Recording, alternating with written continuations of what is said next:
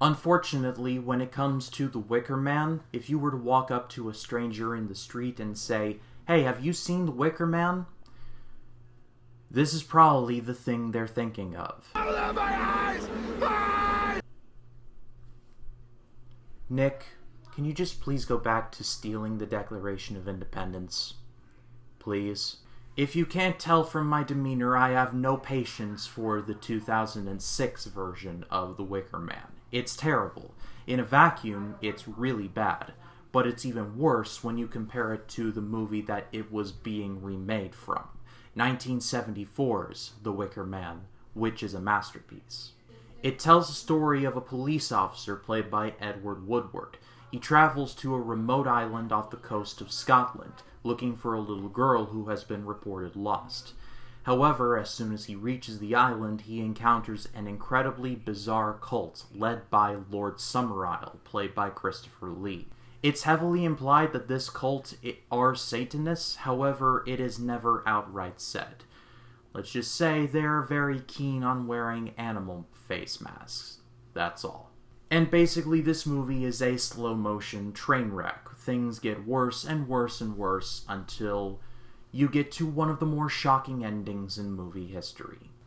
This was actually an independent movie, and around this time, the British horror boom had well died off. Hammer Studios had been purchased and would be talking about bankruptcy very soon, and Christopher Lee, being the workhorse that he was, would go on to do different roles. And this was one of his more prolific work outside of Hammer. And yes, Lord of the Rings and Star Wars.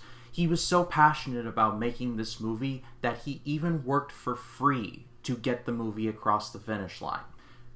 Christopher Lee supremacy. And of course, him being Christopher Lee, he is the best part of the movie. Christopher Lee is one of those actors who can play a good guy and a bad guy without really changing all that much of his demeanor. He has his extremes, yes, but he always has this ambiguity about him. You don't know what he's really doing at a given time. He keeps you off balance. It's great. Combine that with the just generally creepy atmosphere that this island provides. I've heard this movie described as an atmospheric horror movie. That's the perfect description for it, because the atmosphere, despite it being on a very picturesque island off the coast of Scotland, it might as well just be the scariest place you've ever seen.